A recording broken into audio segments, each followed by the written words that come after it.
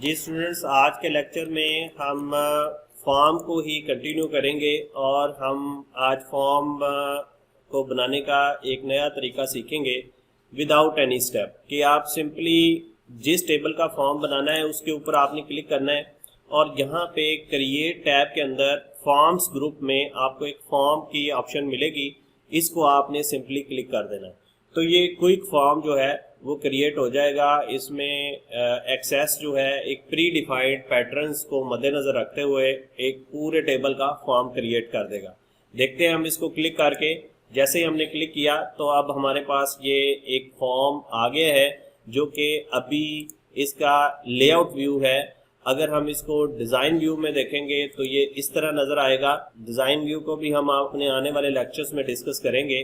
और अगर आप इस फॉर्म को फॉर्म व्यू में देखना चाह रहे हैं तो फॉर्म व्यू में इस तरह आपको ये नज़र आएगा। तो ये काफ़ी बड़ा फॉर्म क्रिएट हो गया है क्योंकि बहुत सारे फील्ड थे इस टेबल के अंदर। अगर हम दोबारा इसको लेआउट व्यू में देखते हैं तो अब ये देखें, यहाँ पे एक हैंडल नज़र आ रहा है आपको। ये पूरे फॉर्म को हैंडल करेगा कि आप इसको आगे पीछे ऊपर नीचे जो है वो मूव कर सकते हैं इस हैंडल पकड़ के अपनी मर्जी से। तो ये था स्टूडेंट्स क्विक फॉर्म जो है क्रिएट करने का तरीका। क्रिएट टैब में फॉर्म्स ग्रुप में आपने फॉर्म पे क्लिक करना है तो क्विक फॉर्म जो है वो खुद जो है वो क्रिएट हो जाएगा।